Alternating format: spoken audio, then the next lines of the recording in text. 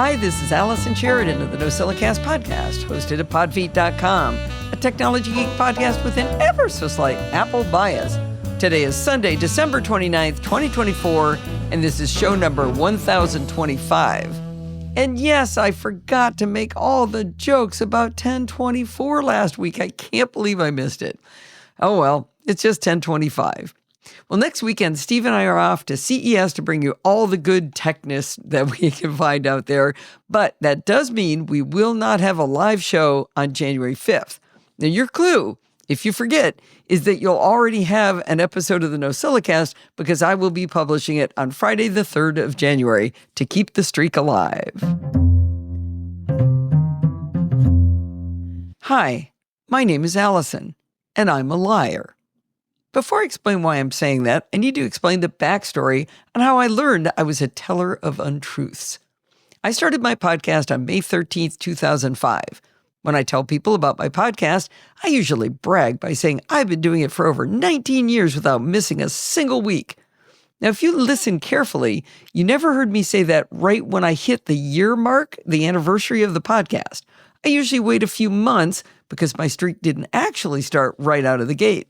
I did 4 episodes in the first 10 days, skipped June altogether, did 2 episodes in July, missed August entirely, did 3 in September, and then it wasn't until October 2005 that I was consistently pushing out episodes every single week.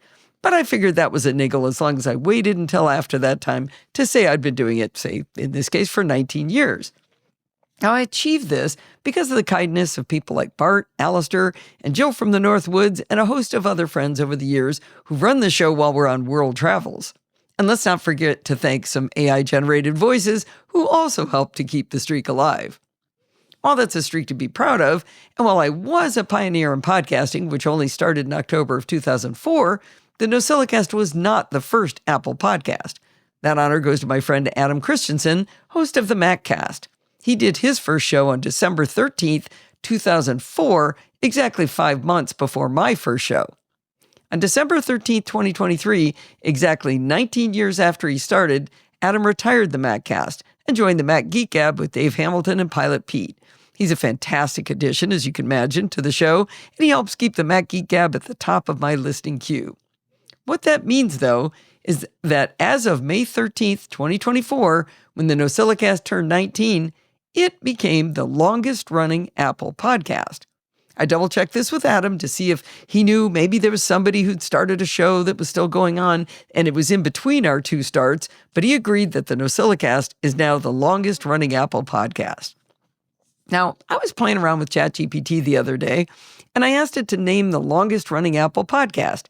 It answered, "The longest-running Apple podcast is the MacCast, which has been around since 2004. I explained patiently to ChatGPT that the MacCast is no longer running, and I repeated the question. It answered, "Got it.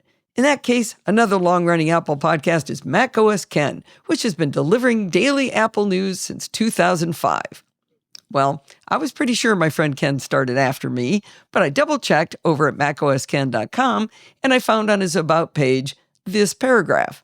Since May of 2005, Ken Ray has eaten, slept, and breathed Apple news and news related to Apple News in order to produce a daily Apple News show. Half of 2005 was spent doing that for someone else. Since late January of 2006, he's done this under his own flag, producing the daily show macOS Ken." Well, I explained this to ChatGPT, and finally it came back with the right answer. It wrote, "My mistake. The longest-running Apple podcast that's still going would be the NoSilicast, hosted by Allison Sheridan. It started May 2005 and is still going." I have a feeling I could probably convince ChatGPT of any answer I wanted to give it, or I wanted it to give, but I was satisfied and my ego was properly stroked. But it got me to wondering, why did ChatGPT get that wrong? I rolled the question around in the back of my brain for a few weeks, and I realized I might have a clue to the answer. 100 years ago, when MP3 players had teeny tiny storage, we compressed our podcast down to 64 kilobits per second, and we were also told as podcasters to do everything possible to keep our podcast feed file small. Now, it's funny to think about that now, because it's just this little text file that makes the magic happen. But back then, every kilobyte counted. I remember at one point I had put something really big, big chunk of text into my podcast feed, and that actually broke some of the accessible players. It was bigger than the buffer they could hold. Anyway, so based on this guideline of trying to keep this feed file as small as possible, I made the decision way back then to only keep a certain number of episodes in the feed, I should say. At some point in my podcasting journey, I made the decision to start allowing all new episodes to be in the feed. But because of my earlier decision, no episodes prior to September 16, 2018 have been included in the feed. That could be why ChatGPT didn't know it was older than the others. Well, obviously, this must be rectified. So I want to get every single episode into the feed file with the correct date so that all 19 glorious years are represented. But how do I go about doing that? I started by just asking ChatGPT to do it for me. After a bit of conversation on the topic, it made it clear to me this was something I could do through WordPress. I played around with WordPress and realized I'd have to do some machinations on the earlier blog post for WordPress to be able to create the feed automatically. The problem is that the earlier podcast blog posts are not identified in any way as being podcast posts. It wasn't until January 2016 that I started having a NoSilicast category for those blog posts. If I could get all of the NoSilicast posts into the right category, I could create a feed for the category, and then I should be able to grab the first 9 years of shows in the feed file and then tack them onto the existing feed file. I don't want to replace the whole feed with the auto-generated one because I've done a lot of work to tailor the episodes in the later years, and all of that would be lost. I've done some testing, and while it's not quite working correctly yet, I think I'll be able to achieve my goal. But before I could add the old content to the current feed, I have to manually categorize every single NoSilicast post from 2005 through 2015. It was tedious, but whilst watching TV over a couple of nights, I successfully categorized a decade of blog posts as NoSilicast podcast posts. Boy, that's a lot of P's. Hard to say. All right. Now, I entitled this article, "I'm a Liar." That was partly for comedy and clickbait, but it is actually the point of this story. As I was going through the first 4 years of NoSilicast posts to add the category, I discovered something appalling. There is a gap between show 107 on July 29, 2007 and show 108 on August 19, 2007. In between those two shows, there are blog posts about how much fun I was having in Italy. Evidently, I took 2 weeks off from the show that I never accounted for in my bragging about 19 years without missing an episode. It's actually only been 17 years. Now, my only defense was that I had no memory of taking 2 weeks off, but I still hang my head in shame about this. So maybe I just won't mention it anymore or be much more kind of hand-wavy about it and then point out I do have the longest-running Apple podcast.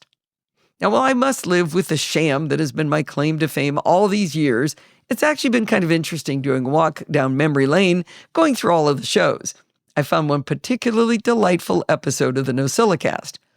On August 27th, 2008, Bart did his first stand-in on NoSilicast number 162. I'll finish this by letting you listen to the very young voice of Bart Busschots, who seems to have a stronger Irish accent than he does now.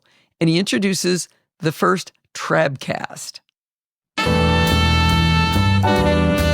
Hi, this is Bart Busschots and not Allison Sheridan of the NoSilicast podcast, hosted over at podfeet.com, a technology geek podcast with an ever so slight Macintosh bias. It's Sunday, the 27th of August, 2008. This is show number 162. Do you know something? I had no idea how hard it was to record an intro. I must have redone that thing about 20 times, and it still doesn't sound great compared to Allison's. So I guess practice makes perfect. Those 161 times didn't go to waste. Anyway, I'm 30 seconds in and I've already gained an awful lot of extra respect for Allison, and you're probably wondering what kind of an amateur you have hosting the show. Anyway, hopefully Allison is now sunning herself in Cancun and having a great time. Hopefully she's not worrying about what I'm doing to her precious podcast. My little thought for the day, the NoSilicast is called the NoSilicast because it's Allison backwards, most intelligent. So I guess for today, it's the Trabcast, which is Bart backwards. I thought that was really fun to listen to so far back. That's how long we've been friends. Physics nerd Graeme here with an update on my recording process. There's been a slew of microphone reviews recently on NoSilicast, so I thought I'd add one to the mix as I just got myself a new shotgun microphone. So first, what's the problem to be solved? I seem to like making videos and I have some job interviews coming up, so I wanted to re-evaluate my setup. I use a nice OM Systems OM5 camera in webcam mode and a condenser mic, but the problem is that the condenser mic attaches to a preamp which has its own power cable and then a USB cable to the computer.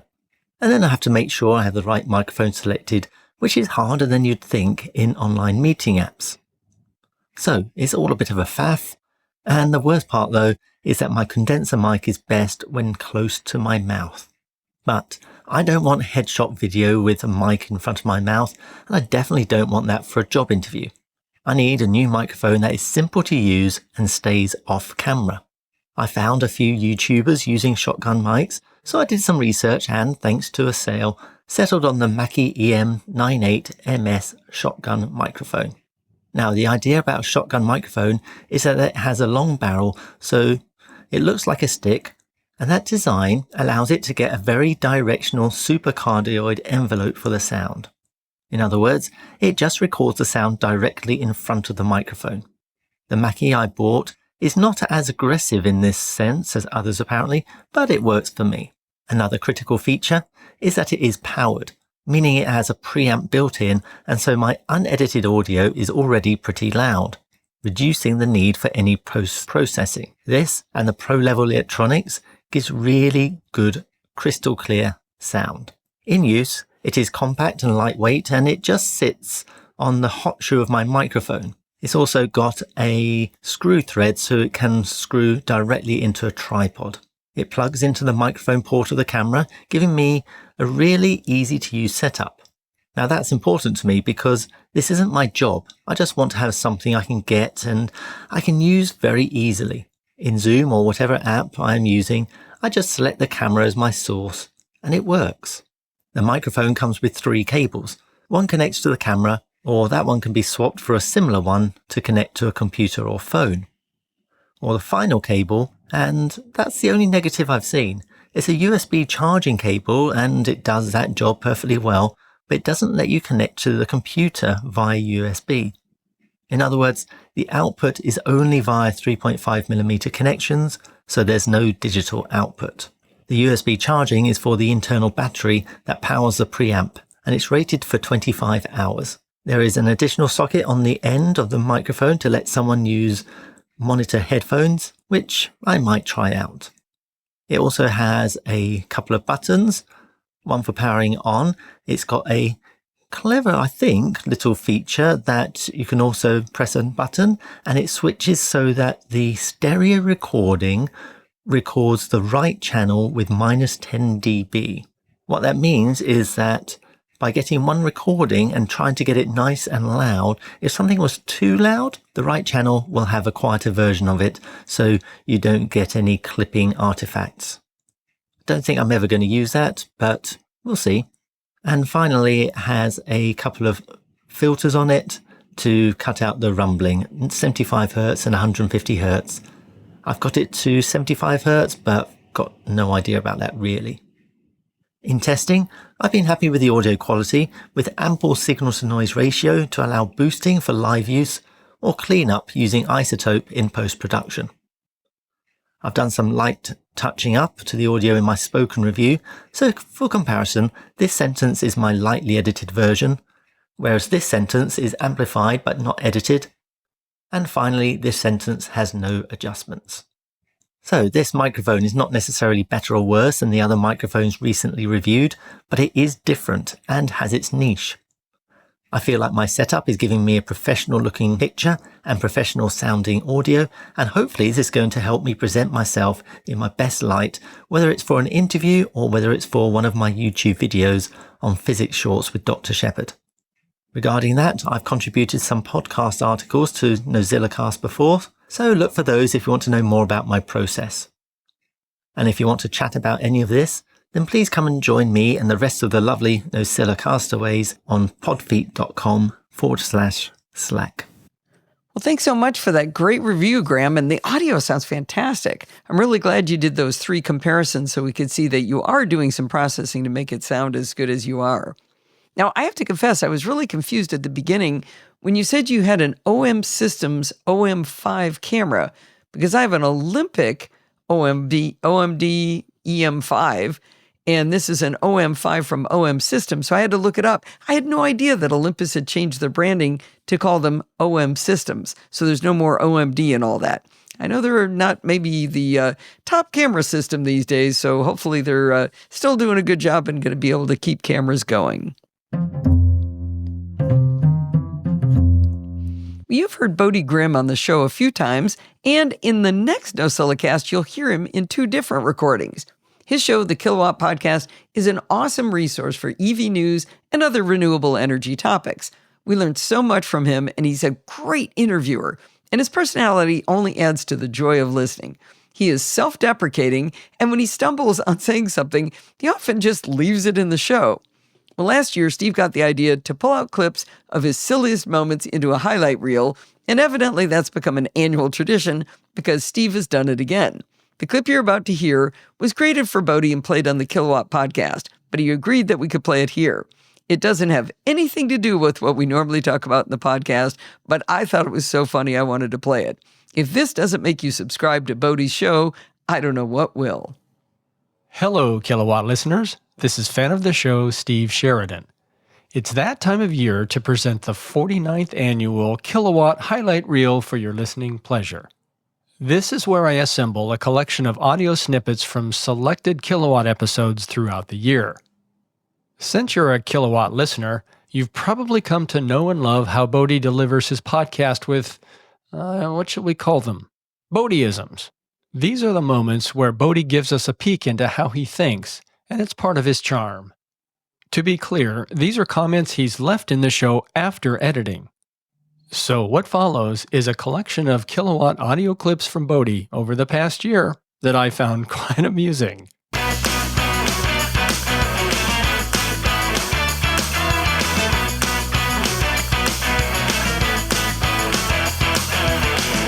Hello and welcome to the podcast. That's my stupid fault. I forgot which podcast I was doing. I didn't stick the nail. I didn't nail the landing. I didn't stick the nail. I didn't stick the landing. I didn't stick the landing on that one. So, without further ado, is it ado? Yeah. Elon, take it over.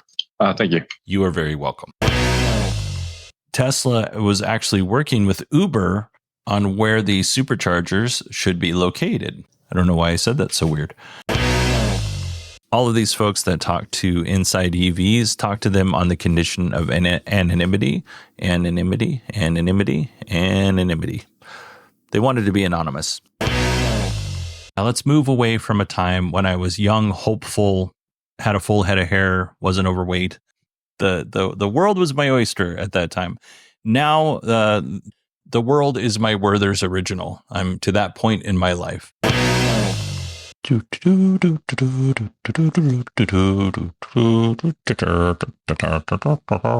right, here we go. Hold on just a second. I got it. Nailed it. Some guy was like, "Hey, you suck and you stutter." And I was like, "I know." Let's move on to something more positive. Let's talk about dead puppies. No, just kidding. This is coming from somebody who thinks almost everything that I do is pretty much crap. So I'm really proud of it. Just read into that projectile vomiting and using the carpet cleaner until 3 o'clock in the morning. That's my goal, is to make your family events uncomfortable and more contentious. And I want to thank everybody for sticking around to this train wreck of a show. A mediocre thank you to everybody else. I'm just kidding. Huge thank you to everybody else. I've received so much positivity and encouragement from this community, and I really just want to say thank you. I hope you enjoyed this podcast. Please don't unsubscribe. Okay, so I know, again, this had nothing to do with what we normally talk about here, but Steve and I thought it was too funny not to share. Well, I want to end the year by thanking the people who support the NoSilicast through Patreon. I think it's great. People can do one-off donations, and that works for a lot of folks. The people at Patreon are there for me through thick and thin through these monthly pledges. It's kind of like having scheduled backups as compared to doing a backup when you get around to it.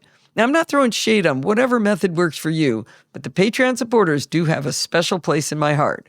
If you'd like to not have to worry your pretty little head about whether it's time to donate again, head on over to podfeet.com/Patreon and pledge your support.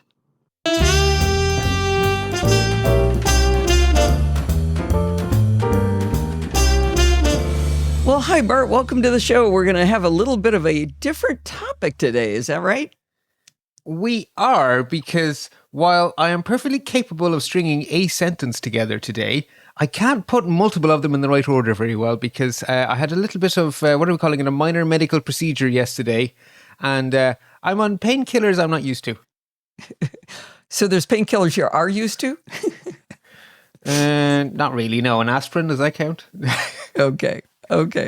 Well, so Bart was going to do a programming by stealth, but that we are definitely not in the realm of capabilities of that. And so I'm going to maybe do a little more directing of the conversation in case Bart wanders off here. But you had a recent opportunity to talk to some college students to try to give them an idea of what a cybersecurity specialist does.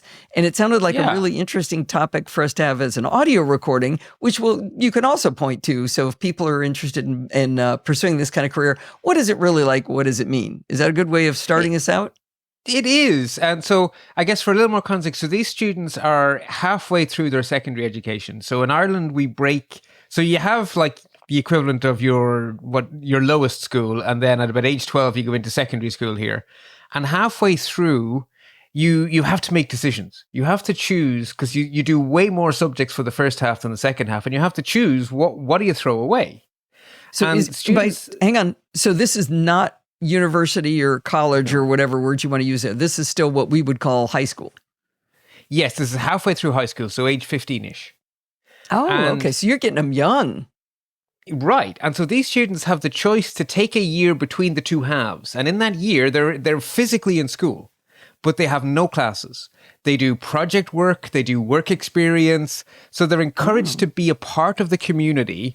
And if they think they're interested in a line of anything, they have to find work placement for themselves with the help of their teacher who guides them as a mentor. And so we had a bunch of them with us in IT services. So they're all 15-year-olds who think IT might be something they're interested in, but they have no real idea because they're 15. So they found a place who would take them in for a few weeks to give them an experience of the real world. Wow, that's really cool. We try to wait until somebody's, 22 years old, gets out of college with a degree in that subject, and then they find out they don't like it. Right, yeah. So, I think it's great. And so obviously the students are well motivated because they're here because they want to understand what it's really like, not just what it says in their textbook. And so a lot of us in the department volunteered to chime in. And I was asked if I could give, I think it was 45 minutes I was asked to have a conversation. And, there was only a few of them. And the idea was a conversation, not a lecture. Now, I don't like to go into anything unprepared. You may have noticed that. So I prepared a slide deck which was never intended to be presented as a lecture. It was only ever intended to be on in the background because our smallest meeting room is quite cozy, but it does have a very impressive television. And so you sort of put it on in the background and then we can look at it. And sometimes if we have to refresh our memory about something, we can look at it, but it's not guiding the conversation. It's just, prompts. Okay. And we just had a chat. And I remember while I was doing it thinking, I think A, I'd like to talk to Allison about this, and B, there is a shortage of people in cybersecurity, and we're not going to need less of them. That's the one thing I'm certain of. And so if you are making decisions about your future and you're looking for a career where you're not afraid it's going to disappear in a week because AI is going to take your job, you could do worse than get into cybersecurity. And I also think it's hilarious that I have never in my entire life had a job that my mother understands. And cybersecurity specialist didn't help. Going from sysadmin to cybersecurity specialist didn't make that better because... Oh, you just need to be better at explaining it to her. She's smart. I mean, she is, but I'm also not entirely sure she's as motivated to care as the students I was talking to were. Do you enjoy it? Yes. Okay. Well, I liken to this when, you ask a little kid, what does mommy or daddy do? And the answers are often quite humorous, even though you've tried to explain it to them, right? Yeah, they wear a suit. Oh, yeah. In my case, I got so wrong. So my dad is an electrical engineer who worked in a factory making transformers. I liked cartoons. What do you think I thought my dad made? It was not boxes that change high voltage to low voltage. I can tell you that. Well, my dad was an engineer, and all my friends would always say, oh, he runs a train. No. A fire engine, silly. Right. We had Take Your Child to Work Day, and Kyle, my son, is one of the snottiest but funniest people I know.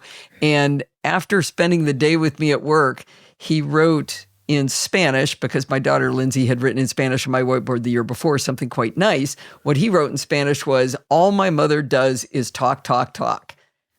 And I asked him what he meant, and he said, well, you didn't make anything. And he thought I made things. And the more I thought about it, the more I realized he was right. As a manager of sysadmins, I didn't produce anything. And I said, well, I write emails and I make PowerPoint presentation. He goes, that's just talking with your fingers, Mom. And I realized he was right. All I did was talk for like the last, decade of my career. Yeah, but the thing is, when you talk the right way, things do get done. Right. It just wasn't me.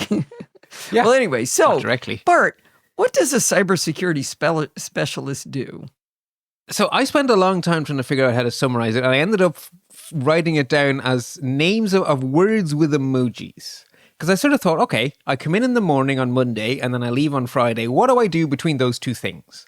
And everyone assumes I spend all of my time looking at some sort of a black screen with green text and fighting hackers. That's what everyone thinks a cybersecurity specialist does. So it is true that reacting to incidents is absolutely part of my job, right? There are things that go beep, and when they go beep, someone has to go and look at them.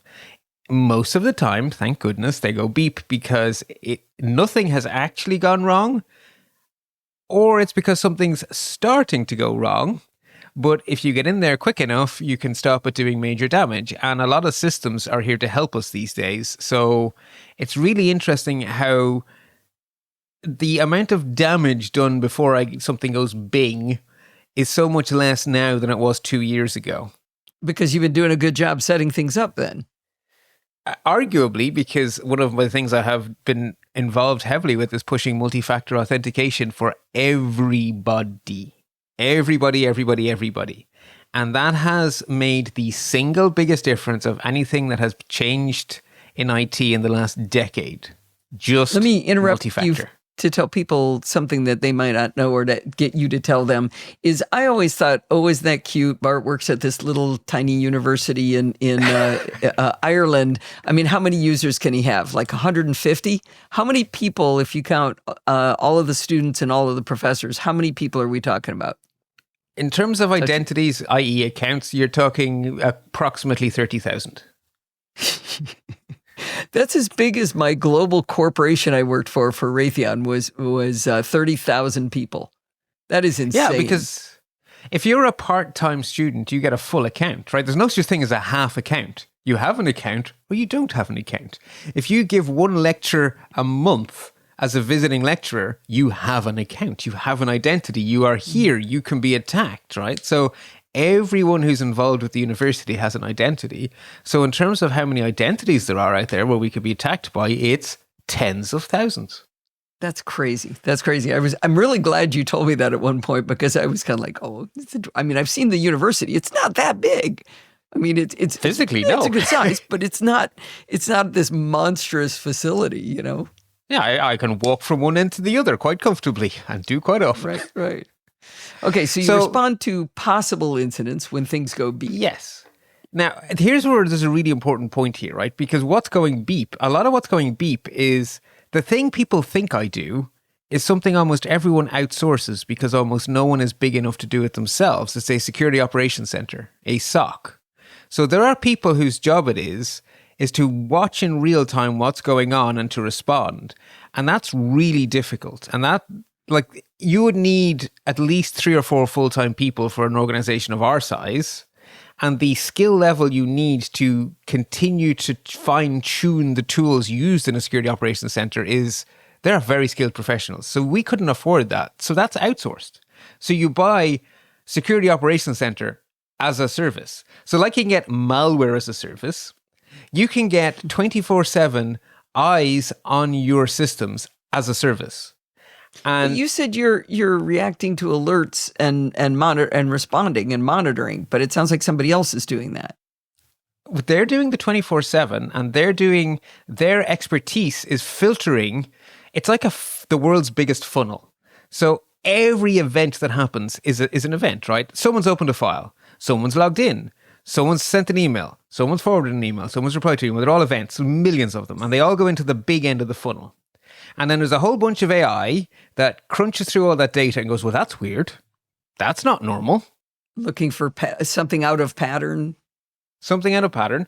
Then there's a whole bunch of rules written by those very intelligent humans we outsource to, and they write patterns of known malware. It is known that this is an attack. It looks like this. It is known that this is an attack, and they update that many times a day.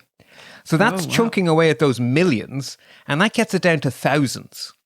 And then those thousands go through more clever algorithms, and that gets it down to hundreds. And then the human beings who are not us look at those hundreds, and they filter that down to 3 or 4. And those 3 or 4 go bing for me. Oh, wow. Okay. And I get why that would be much more efficient to have an outsourcing company do that, because they're doing it for so many people. All right. Yes. So are we past the first bullet now? Next is monitor?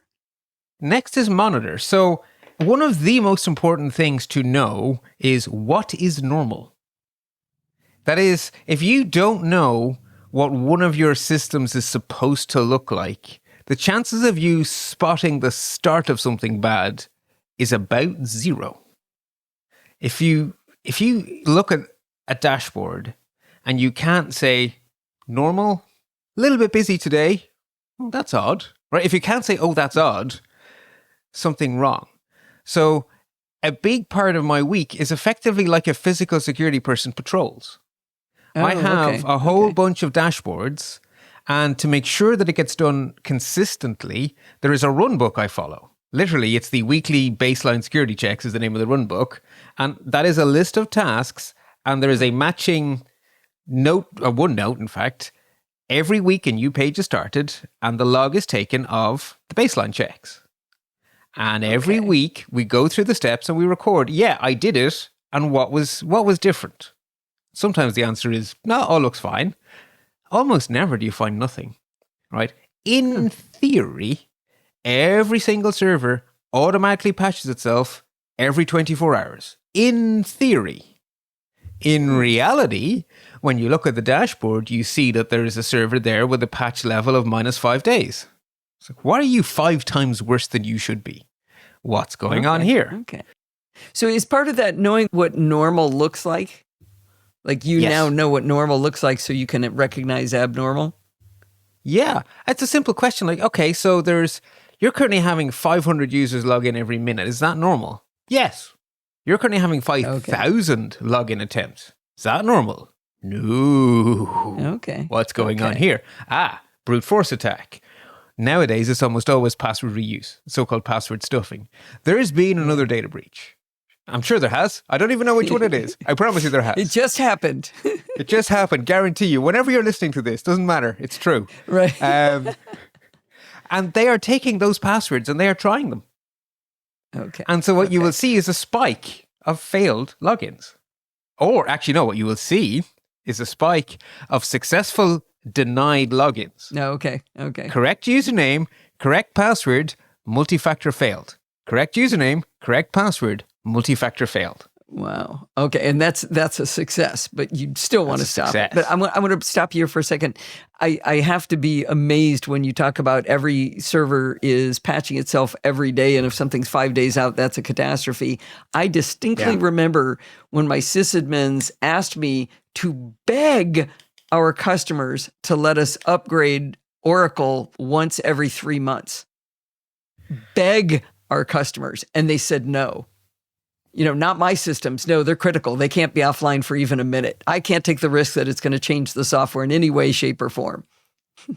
Yeah, so there's a couple of things going on here. One of them is good tooling.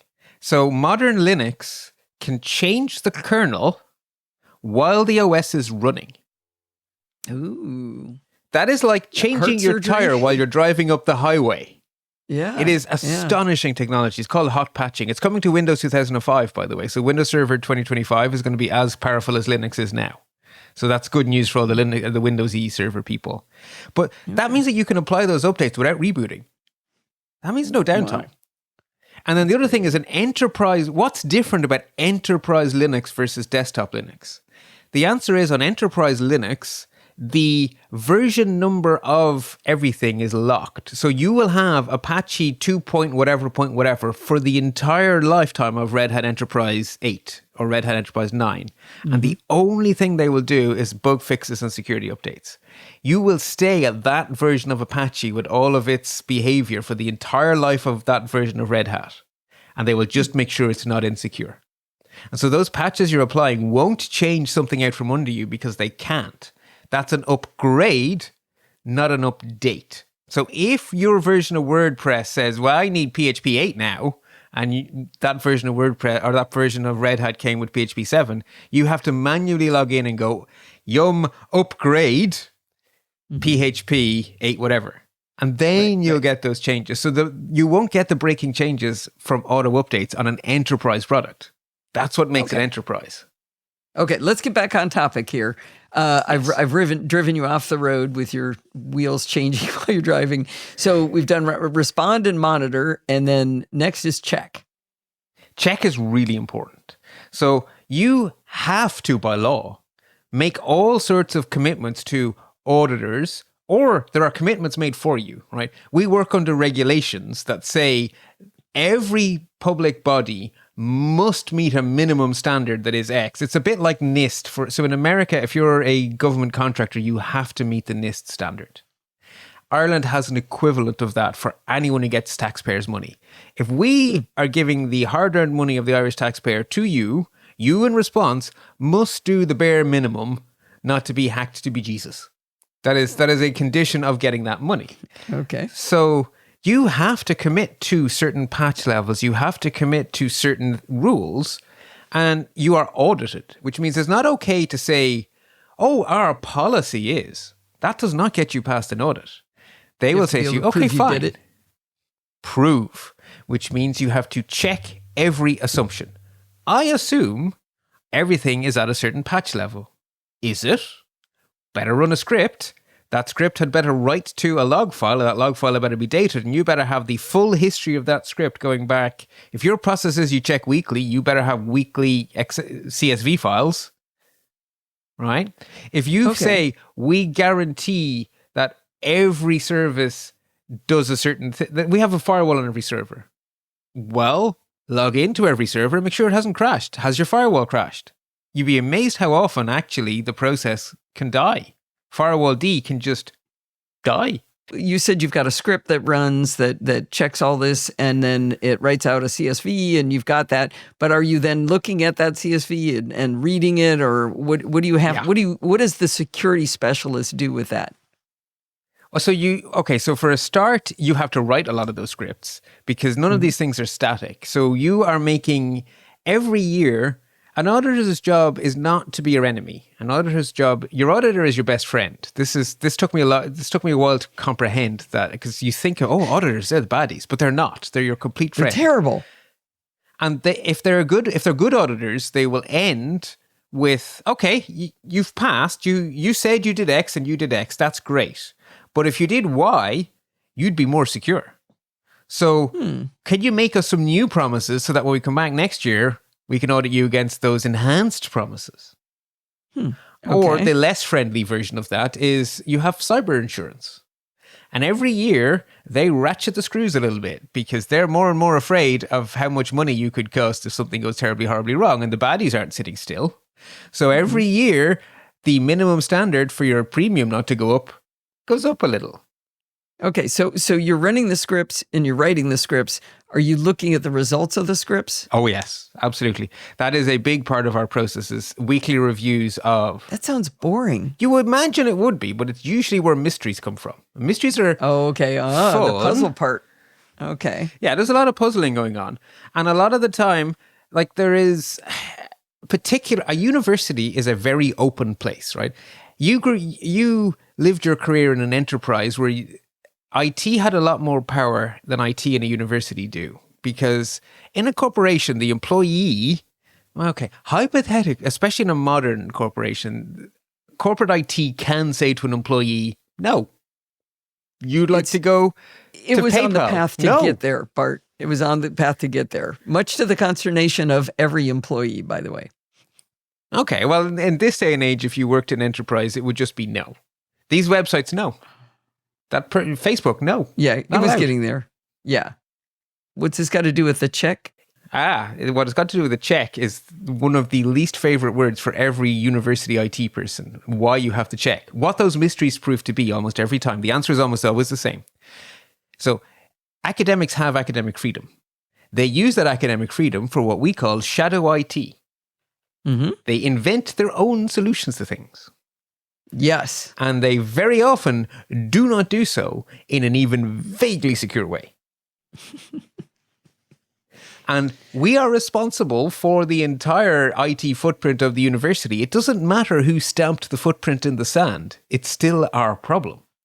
So a lot of the time when you check assumptions, you find there is an unknown unknown. It's like, what?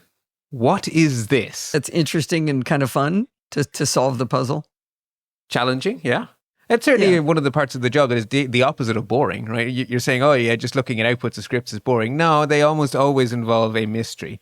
The other thing that you will see is you get to know the shape of what the baddies are doing.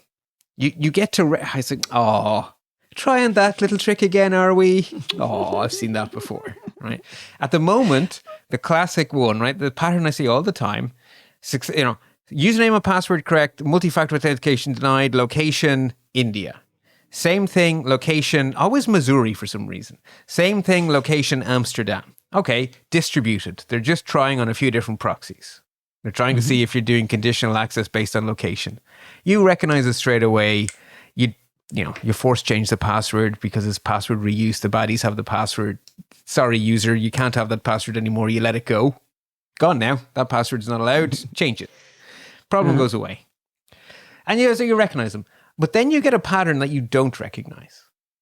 And then you're like, okay, something's gone wrong here. There is someone logged into this account who shouldn't be, and they didn't get in through any of the ways I've seen before. How did they get here? Step 1, lock it down, kick them out. Great. Step 2, how? There was a door somewhere that a horse bolted through. You haven't closed it yet. Oh, okay. Right. How? You got that horse out, but... Right. What do I do to stop that happening again? And if you can't answer, okay, great, an account was compromised, you figured out what the baddies got, you locked it down, you detected whether or not there was a data breach, you've done all of your homework, your manager isn't happy yet. Because your manager's next question is, and so how are we going to stop that happening to the president's account? What happened? What went wrong here? And then you are into the audit logs. And then you realize just how much logging there exists in the universe. And then your skills at data manipulation, your skills at languages like KQL, the cluster query language for breaking down into the logs, really come into it. And you will discover a new technique that's new to you.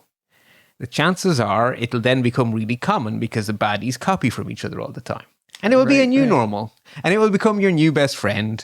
And you will tweak some knobs and you will tweak some things. And you will start to see, and we blocked that one, and we blocked that one. I've had my hand up for a long time, so this is going to sound like I just came out of nowhere on this. But back when you were talking about the typical things where you find something interesting that you didn't expect to see. I remember our IT security finding somebody who had a rogue Wi-Fi access point, and it turned out to be the physical security people, which was comedically enjoyable. Yeah. Anyway, yes, that is not unheard of. That is not unheard of. Are we ready for maintain? I think so. Yeah. So yeah, absolutely. So you can be if you have defenses in place for every attack you know about, you may think, oh, we're done here, but you're not. Because like I said, when you're doing your check and your measure, you're going to find new things that didn't exist yesterday, new vulnerabilities that didn't exist yesterday. So the defenses you have, it's like a car. You can't just set it up and then drive for infinity. So this is changing the oil. Yeah, you have to keep everything running at its best, because what it means to be running at its best is always changing a little. It's not, sometimes it changes really quickly, but most of the time it's evolving. But if you don't keep up with it, it is not long until your amazing defenses are awful. So you are constantly tweaking and tuning, and the check feeds into the maintain a lot, because that's going to tell you where things aren't going great. And then you've got to ask yourself, okay, well, what dial can I twiddle? Right? What can I do to address this measured shortcoming? Right? I have a fact here that this is where we are not good. How do I make us improve that fact? Maybe it's buy a new product. Usually, though, it is change a policy. Some sort of a policy somewhere. That then involves change control and a lot of negotiation, because maybe that policy is a balance. If not maybe, almost certainly. That policy is a balance between a risk and a reward. It makes something we like easier or possible at all, but it also makes something we don't like easier or possible, and you may have to rebalance, and then you're into change control and you're into putting your diplomatic hat on. I have to wear my diplomatic hat a lot. I think that. Yeah, I'm starting to think there a third slide you could present someday is what are the characteristics of my personality that make this a good fit for me, right? That's another vector to the same thing. Is what is it because you like a puzzle, because you like writing scripts to solve problems. What are those things about you? We don't have time for that today, unfortunately, but I think that's a whole nother part of it, because that would speak to the students too, to say, am I that kind of person, right? Yeah, that's a really good point. The other very much related thing is you always have to be learning. So you can't ever assume that you know everything, because you can't, because by tomorrow there's something new. And so you're always curious, you're always keeping your ear to the ground, you are reading the news sites, you are getting information from wherever you can to know about what the trends are, what's new in terms of risks, what's new in terms of technologies. You're just learning. You're That's hoovering the up easiest one for you, right? Yeah, naturally curious is definitely a good quality, a personality feature. The other thing is you are always enhancing. Like security, perfect security is plug everything out, encase it in concrete, and throw it in the river. That's perfect security. Anything less than that is imperfect. There is always room for improvement. You are always finding ways to enhance. And because of the concept like academic freedom, engagement is spectacularly important. So engagement for me is with my colleagues in IT services, with my colleagues in other departments who have technical people, with the university staff as a whole, with the university staff, students and admins, with my opposite numbers in other universities, with the Irish national bodies like the National Cybersecurity Centre, those kind of people, and with corporations. We have vendors. Those vendors know things. Those vendors, the things they know, maybe I need to know. I spend a lot of time, and the other way around too, by the way, things I know that our vendors should know as well, right? It's an engagement is very much two-way, right? What should they expect from us? What may be totally normal for another client, if that happens from us, that's a sign we have a really big problem. So if we don't engage with the vendor, all they can do is say, we'll assume those people are like all the other people. But if we can tell them, well, actually, no, we only use your service for this specific subset of features. If we ever try to use one of these features, it's not us. You should have an alert on that, or a firewall blocking that, or whatever. So you're always engaging, and they're going to tell you, we've had 5 clients who've had this horrible thing happen. If you don't want you to be number 6, you should do this, right? So you have to have that channel of communication. And then the other thing is you must be approachable. Because what you really, really, really, really, really want is that people are not afraid to say, hey, we're thinking of doing anything we should think about. Yeah. And you want that before vast amounts of money are spent, before everyone has finalized the design, before resources are being committed. Right. Yeah. Hearts, resources set on it, right? The earlier people feel comfortable asking for your advice, the better off you'll be. And you can't force that on people. That is about being open and friendly. And above all, you come into the conversation with the question, and I always think of you, what's the problem to be solved? And I use those words every single time. Because if they think that I'm there to say no instead of, okay, we can solve that. You want to solve your problem X way. You should solve it Y way, but we will solve your problem. That's a much easier conversation to have. Solve your problem different versus, oh no, right? You're not welcome back a second time if your answer is just I was going no. to say, they invite Bart to the party because if you ask that question, right? It's like, no, let's figure out how we can solve this. But let me make sure I understand the problem first before I give you a solution. I never go into a meeting, I never say anything for at least the first half of the first meeting, other than questions. So I am a sponge of information for the first half of the meeting. And only then do I speak. And that way I get invited back, because they're not like, oh, he's not here to tell us what to do. He's here to help. And you have to take that approach. Yeah, I can imagine that works a lot better. Yeah. That works. That's good to know. I mean, I'm not sure it works all the time. I don't know what I'm not invited to, but I do know I'm invited to a lot of things. Yeah, that's good. That's good. That's really, really interesting, Bart. I like this. I like this approach of looking through each one of these pieces. When I looked at this list, I wondered about one other thing. In my experience, and again, totally different kind of company a long time ago, and hopefully it's gotten a little bit better. There was always a point where there was a risk analysis and and the way the risk analysis worked in our company anyway was you look at what's the bad thing that could happen, and the other axis was what's the probability that it will happen. So, lose all of our money, but it's a 0.0001% chance that would happen, or, lose this incredibly important security thing, but what's the probability of that? And then it was usually taken out of the hands of the security people because somebody was going to make a financial decision. And it was often the security specialist's job would be to try to convince them that this is a bad enough threat that I think it's worth spending the money, even though this is going to be a bunch of money to fix this problem. Do you ever get involved in that part of the process? Tangentially, because the last word of your job title is very meaningful in the public sector in Ireland. So if you're a specialist, it means you are technical, not managerial.